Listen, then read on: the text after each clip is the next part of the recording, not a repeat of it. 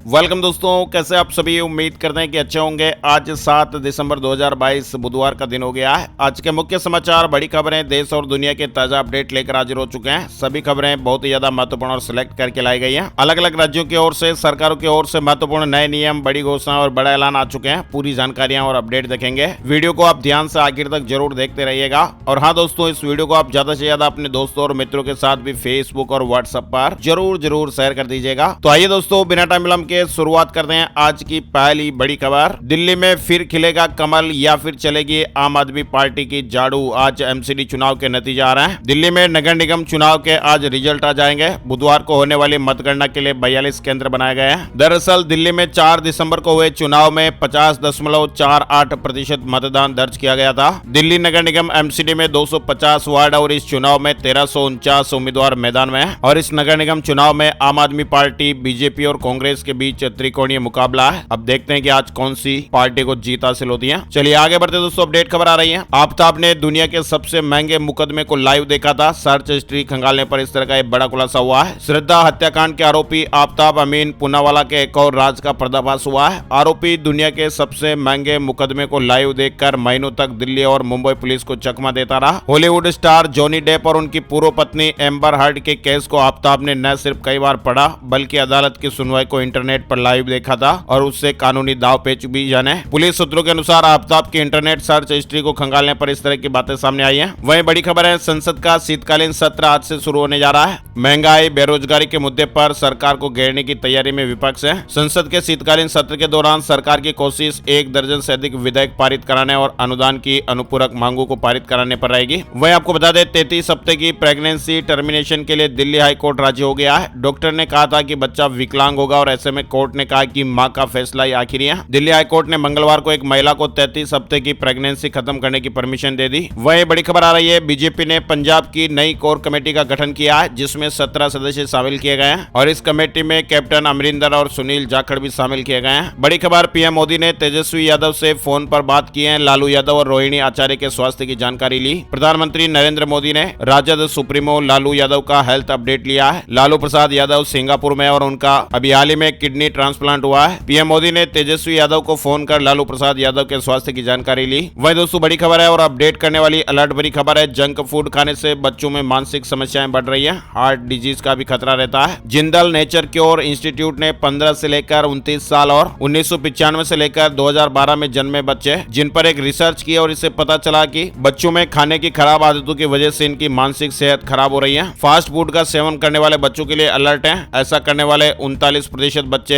Anxiety, eating disorder या depression जैसी मानसिक समस्याओं से पीड़ित हो गए हैं। फास्ट फूड हफ्ते में 2 बार खाने से टाइप 2 डायबिटीज, मेटाबॉलिक सिंड्रोम और कोरोनरी हृदय की बीमारियां होने का खतरा भी बढ़ जाता है। हर हफ्ते 1 से ज्यादा बार फास्ट फूड का सेवन करने से मोटापा बढ़ता है। मेंटल हेल्थ पर भी इसका असर देखने को मिल सकता है। वहीं ईपीएफओ से जुड़ी अपडेट खबर है। अब ईपीएफ क्लेम बार रिजेक्ट नहीं होगा। मंत्रालय ने कर्मचारियों को बड़ी राहत दी है। पीएफ सदस्यों की शिकायतों को लेकर संचार मंत्रालय ने ईपीएफ क्लेम रिजेक्ट को लेकर एक गाइडलाइन जारी कर दी है। मंत्रालय ने कहा कि बार कर्मचारियों का क्लेम रिजेक्ट किया जा रहा है, जो मानकों के खिलाफ, और इस गलत प्रथा को बंद करने की आवश्यकता है। वहीं UPSC civil services mains result 2022 घोषित कर दिया गया है। उम्मीदवार आधिकारिक वेबसाइट पर जाकर यूपीएससी के सिविल सर्विस मेंस परीक्षा के नतीजे चेक कर सकते हैं। साथ ही दोस्तों, धुंध और कोहरे के चपेट में दिल्ली एनसीआर, ठंड के साथ प्रदूषण भी बढ़ गया है। मंगलवार को दिल्ली की वायु गुणवत्ता बेहद खराब श्रेणी में दर्ज की गई। वहीं उत्तर प्रदेश के गैंगस्टर एक्ट की वैधता को सुप्रीम कोर्ट में चुनौती दी गई है। याचिका में कहा गया कि पुलिस द्वारा गैंगस्टर अधिनियम का दुरुपयोग किया जा रहा है। एक केस होने पर गैंगस्टर एक्ट के तहत एफआईआर दर्ज करने की वैधता को भी चुनौती दी गई थी। बिहार को लेकर अपडेट खबर, बिहार में निकाय चुनाव पर कोई संकट नहीं। अति पिछड़ा आयोग पर सुप्रीम कोर्ट में 20 जनवरी को सुनवाई होगी। बिहार राज्य अति पिछड़ा वर्ग आयोग निकाय चुनाव में आरक्षण की सीमा निर्धारित करने के लिए डेडिकेटेड कमीशन है या नहीं, इस मामले पर अब सुप्रीम कोर्ट में अगले साल 20 जनवरी को सुनवाई होगी। मतलब यह कि राज्य निर्वाचन आयोग की अधिसूचना के अनुसार 18 और 28 दिसंबर को राज्य में निकाय चुनाव के तहत मतदान होंगे।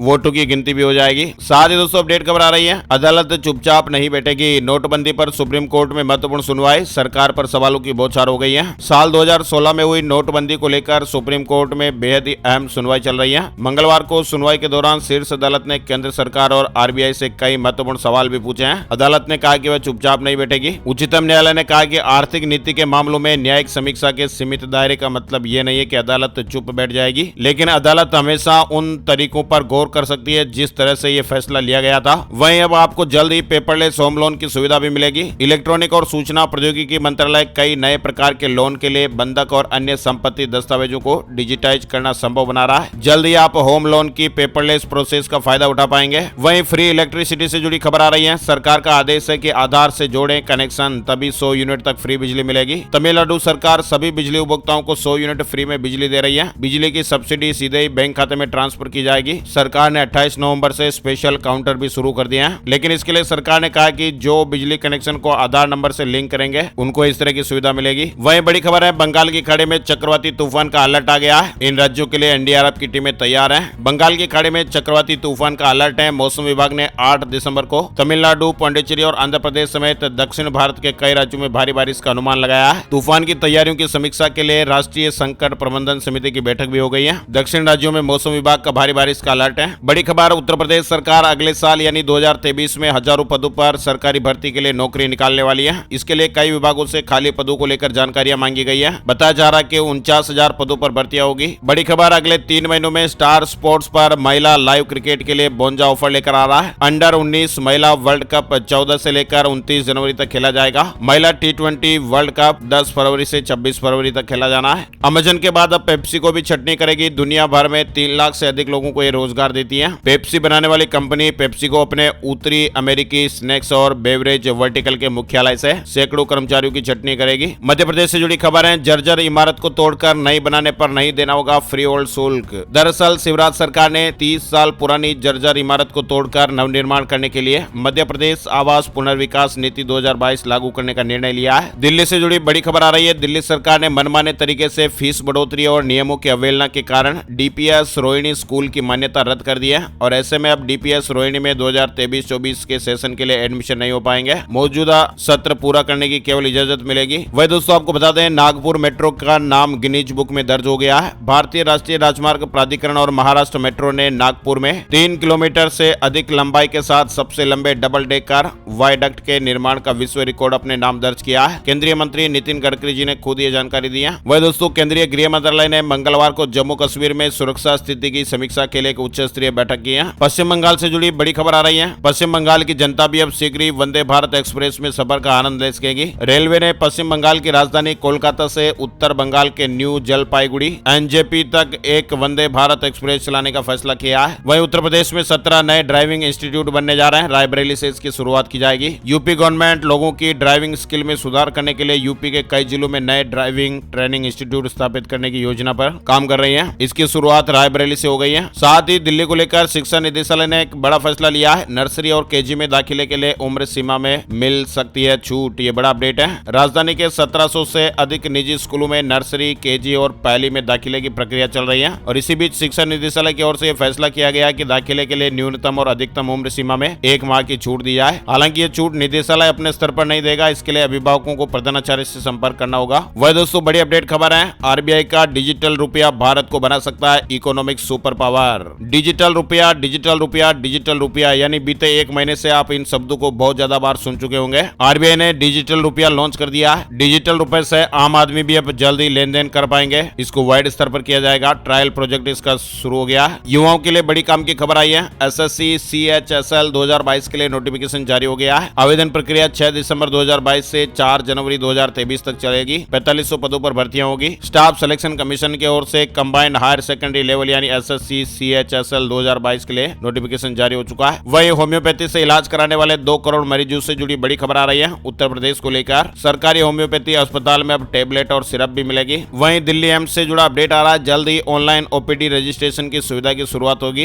रैनसमवेयर अटैक के बाद सर्वर का पहला ट्रायल सफल रहा है। वहीं गूगल ने duplex on the web service बंद कर दी है। अगले महीने से इसका इस्तेमाल नहीं कर पाएंगे। वह दोस्तों महाकाल मंदिर की नई वेबसाइट पर जल्द ही शीघ्र दर्शन टिकट की सुविधा मिलेगी। विश्व प्रसिद्ध ज्योतिर्लिंग महाकाल मंदिर में भक्तों को शीघ्र दर्शन टिकट खरीदने के लिए काउंटर पर नहीं जाना पड़ेगा। भक्त अपने एंड्रॉइड मोबाइल फोन से UPI के माध्यम से 250 रुपए चुकाकर ऑनलाइन टिकट खरीद पाएंगे। मंदिर समिति की नई वेबसाइट पर यह सुविधा बहुत ही जल्द शुरू होने वाली है। इसके अलावा महाकाल मंदिर में मोबाइल पर बैन लगेगा। सिर्फ भस्म आरती में छूट दी जाएगी। महाकाल मंदिर में 20 दिसंबर से मोबाइल पर बैन लगाया जाएगा। श्री महाकाल मंदिर प्रबंध समिति की बैठक में निर्णय लिया गया है। वहीं उत्तर प्रदेश में बड़े स्तर पर चलेगी मुख्यमंत्री अभ्युदय योजना समाज कल्याण कल्याण मंत्री जी ने बैठक की है। समीक्षा बैठक में इस तरह का निर्देश जारी हुआ है। वहीं माइक्रोसॉफ्ट के प्रोडक्ट और सर्विस की कीमतों में इजाफा हो गया है। 11% तक अब ज्यादा भुगतान करना पड़ेगा। करेंसी फ्लक्चुएशन के कारण माइक्रोसॉफ्ट ने अपने प्रोडक्ट महंगे कर दिए हैं। वहीं पंजाब में अब खोले जाएंगे 1000 नए वेरका बूथ। पहले चरण में 625 नए बूथ खोलने को मंजूरी। मिलावट पर अंकुश लगाने की तैयारी है। पंजाब सरकार ने मिल्क फेड के विस्तार की योजना के तहत मंगलवार को मुख्य सचिव विजय कुमार जंजुआ की अध्यक्षता में मीटिंग हुई है। वहीं नई कृषि नीति बनाने में पंजाब सरकार जुट गई है। कृषि वैज्ञानिकों और किसानों की सलाह ली जाएगी। पंजाब में नई कृषि नीति बन रही है। सरकार ने यह बड़ा फैसला लिया है। आईसीआईसीआई बैंक के ग्राहकों को राहत मिली है। अब 3000 रुपए तक पे लेटर इस्तेमाल करने पर